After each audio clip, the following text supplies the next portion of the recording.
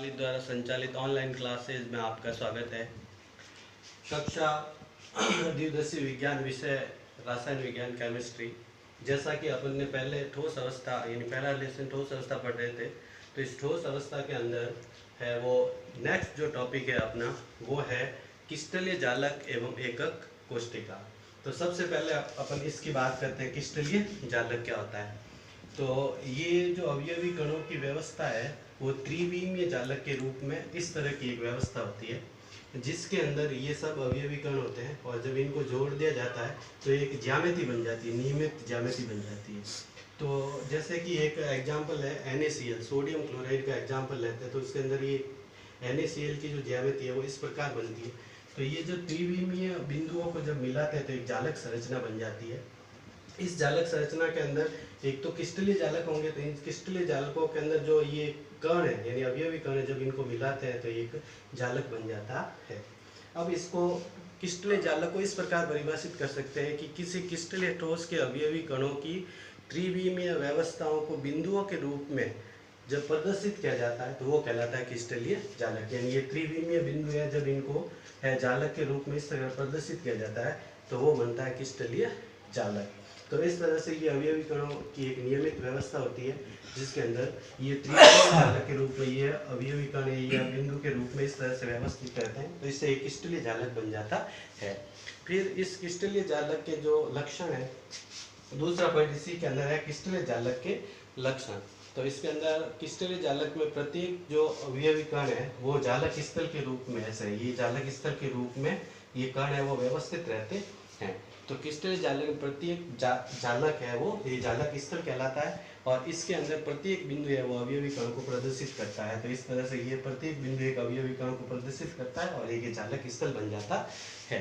तो इस तरह से जो इस अवयवी कणों को अपन परमाणु, अणु या आयन भी कह सकते हैं, और जब इनको इस तरह से रेखाओं के द्वारा एक मिला दिया जाता है तो ये एक संरचना बन जाती है जिसको अपन नियमित संरचना कह सकते हैं।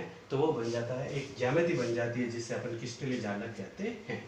अब इस क्रिस्टलीय जालक के अंदर ये जो पॉइंट बता रखे हैं, जो ये अवयवी कण होते हैं और इनको मिलाते तो ये जालक संरचना बनती है। तो इस संरचना को अपन इस क्रिस्टल के अंदर ये जो संरचना बनती है इसको अपन इस रूप में भी दर्शा सकते हैं कि ये अवयवी कण है वो 8 कोनों पर व्यवस्थित रहता है और ये जो है जालक स्थल कहलाता है। और इसको ये जो संरचना बन रही है वो घनीय जालक की होती है और ये घनीय जालक कहलाता है। इसी के अंदर दूसरा पॉइंट था वो था एकक कोष्टिका।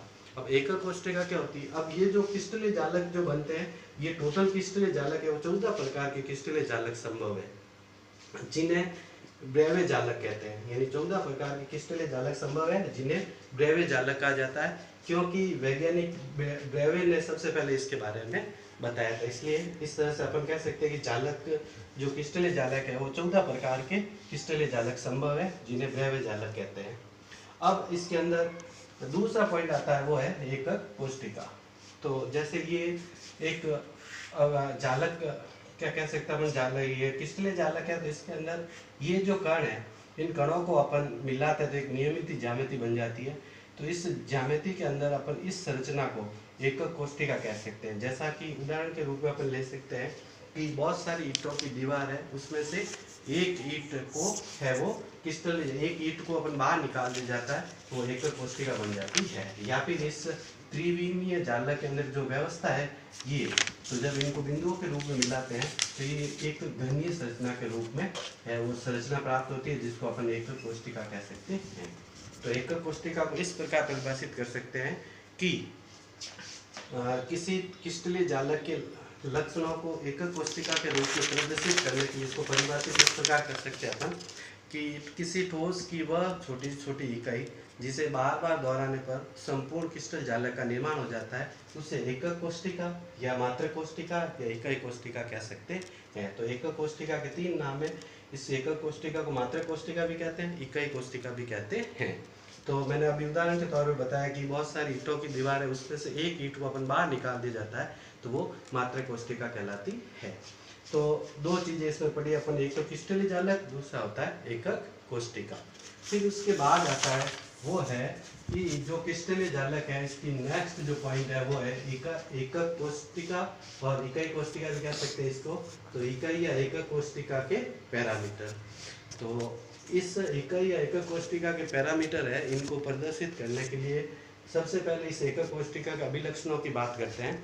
तो किसी एकक कोष्टिका के अभिलक्षणों को प्रदर्शित करने के लिए इसके 6 पैरामीटरों की आवश्यकता होती है, जिसमें से 3 पैरामीटर तो होते हैं जिसे अपन भुजाएं कहते हैं। तो ये अक्ष, ये इसकी भुजाएं हैं, तो ये एक्स अक्ष के अंदर ए भुजा होगी, वाई अक्ष के अंदर बी भुजा होगी और जेड अक्ष के अंदर सी भुजा होगी। तो ये इस एकक कोष्टिका के 6 पैरामीटर होते हैं, जिसके अंदर 3 तो होती है भुजाएं और 3 होते हैं कोण। तो इस तरह से ये वाली जो ये तो हो जाए एक्स वाई और जेड के अंदर भुजा ए बी और सी, यानी एक्स अक्ष के अंदर ये भुजा है, फिर इसके बाद में बी के अंदर वाई, ये वाई है उससे बी हो जाएगी और इसमें हो जाएगी वो जेड, यानी जेड अक्ष के अंदर सी। तो इस तरह से ये 3 भुजाएं होती हैं और इन भुजाओं पे 3 होते हैं वो कोण, जिसको अंतराफलन कोण कह सकते हैं, यानी 3 इसके कोण होंगे। तो भुजा बी व सी के मध्य का कोण हो जाएगा वो अल्फा, और भुजा दूसरा हो जाएगा सी व ए के मध्य बीटा, और ए व बी के मध्य है गामा। यदि पहला जो मध्य कोण इन दोनों के बीच में होगा तो ए और सी के मध्य, बी और सी के मध्य हो जाएगा वो तो अल्फा है। इसके बाद में ए और इस सी के मध्य हो जाएगा वो हो जाएगा बीटा, और इस तरह से इनके मध्य हो जाएगा, यानी भुजा ए और बी के मध्य हो जाएगा गामा। तो इस तरह से इस एकक कोष्टिका के 6 पैरामीटर होते हैं, जिन्हें 3 भुजाओं के द्वारा ए बी सी के द्वारा और 3 कोण होते हैं जिसे अल्फा बीटा और गामा द्वारा प्रदर्शित कर सकते हैं। इन्हें अंतराफलन कोण भी कह सकते हैं। तो इस तरह से इस एकक कोष्टिका के 6 पैरामीटर होते हैं, जिसमें 3 भुजाएं और 3 होते हैं कोण। अब इसका एक अपन उदाहरण ले सकते हैं कि इस एकक कोष्टिका, तो यहाँ से अपन ने एक कोष्टिका ली और ये एकक कोष्टिका के अंदर जो है 3 तो कोण और 3 भुजाएं होती है, जो एक घनीय संरचना के रूप में इसको प्रदर्शित करते हैं। इसमें भुजा ए बराबर बी बराबर सी होता है, और इसके अंदर जो कोण है अल्फा बराबर बीटा बराबर गामा वो 90 डिग्री या 90 डिग्री होता है। तो इस तरह से ये एकक कोष्टिका के 6 पैरामीटर होते हैं।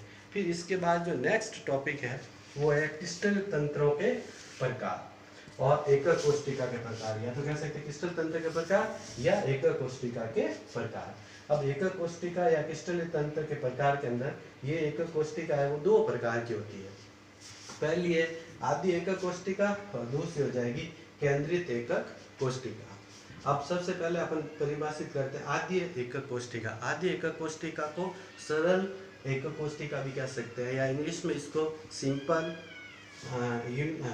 क्यूबिक यूनिट सेल भी बोलते हैं। अब इसके अंदर आदि एकक कोष्टिका को इस प्रकार परिभाषित कर सकते हैं कि ऐसी एकक कोष्टिका जिसमें अवयवी कण केवल कोनों पर स्थित होते हैं। जैसे आदि एकक कोष्टिका के अंदर ये घनीय संरचना है, तो इसमें 8 अवयवी कण होते हैं और 8 कोनों पर स्थित होते हैं।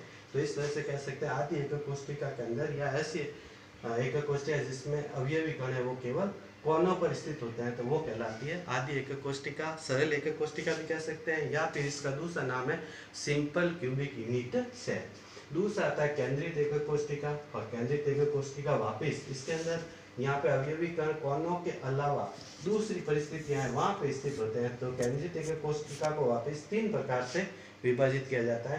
पहली है अंत केंद्रित एकक कोष्टिका, दूसरी हो जाएगा फलक केंद्रित एकक कोष्टिका, और तीसरी हो जाएगी अंत्य केंद्रित एकक कोष्टिका।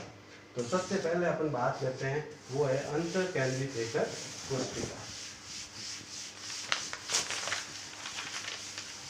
इसका अंत केंद्रित एकक कोष्टिका और अंत केंद्रित एकक कोष्टिका को BCC यानी बॉडी सेंटर क्यूबिक बोलते हैं, या फिर अपन इस तरह से भी कह सकते हैं बॉडी सेंटर यूनिट सेल। ठीक है, तो इस तरह से इसके अंदर क्या होगा कि जैसे ये घनीय संरचना है, तो आदि एकक कोष्टिका के अंदर जो अवयवी कण है वो 8 अवयवी कण ऐसे कोनों पे स्थित होते हैं। उसके बाद अंत केंद्रित एकक कोष्टिका के अंदर एक उसके बॉडी का मतलब है इसके काय, या फिर अंत केंद्रित को अपन काय केंद्रित एकक कोष्टिका भी कहते हैं, और एक अवयवी कण इसके केंद्र के अंदर स्थित होता है। ये 8 अवयवी कण तो इसके कोनों पे स्थित है, 1 2 3 4 5 6 7 और ये 8, और ये जो एक अवयवी कण होगा उसके केंद्र के अंदर स्थित होता है, इसलिए इसको बोलते हैं अंतर केंद्रित एकक कोष्टिका। फिर उसके बाद आती है वो होती है दूसरी है फलक केंद्रित एकक कोष्टिका। तो फलक केंद्रित एकक कोष्टिका को FCC लिखते हैं। F का मतलब हो जाएगा फेस, C का मतलब हो जाएगा सेंटर और unit cell. FCC face, centre, unit cell. अब इसके अंदर क्या होगा कि यहाँ कोनों पे अवयवी कण है, लेकिन इसके जैसे घन है तो इसके अंदर घन के अंदर है वो 6 फलक होते हैं, तो 6 फलकों के ऊपर एक एक अवयवी कण स्थित होता है, तो इसको बोलते हैं फलक केंद्रित एकक कोष्टिका। तो यहाँ पे 1 2 3 4 5 6 7 और ये 8 है, और फलक हो जाएंगे तो एक फलक ये हो गया, एक फलक ये हो गया, एक फलक ये हो गया, एक फलक और एक ऊपर और नीचे। तो इस तरह से इस फलकों पर एक एक अवयवी कण व्यवस्थित होता है, तो उसको बोलते हैं अपन फलक केंद्रित एकक कोष्टिका।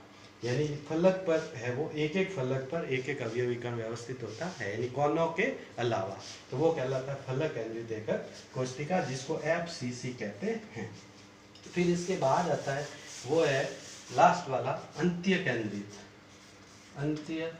केंद्रित एकक कोष्टिका, और इसको इंग्लिश में एंड सेंटर यूनिट सेल कहेंगे, एंड सेंटर यूनिट सेल बोलते हैं, यानी अंत्य केंद्रित एकक कोष्टिका। और इसको इस प्रकार परिभाषित कर सकते हैं कि इस एकक कोष्टिका के अंदर 8 कोने होंगे, तो वहाँ पे 8 कोनों के अलावा दूसरी जगह जहाँ पे अवयवी कण स्थित होगा, तो पहले तो 8 कोनों पर एक एक अवयवी कण हो गया। इसके बाद है वो ये विपरीत फलक के ऊपर एक अवयवी कण है वो स्थित होता है, तो विपरीत फलक है या तो यहाँ हो सकता है या यहाँ हो सकता है।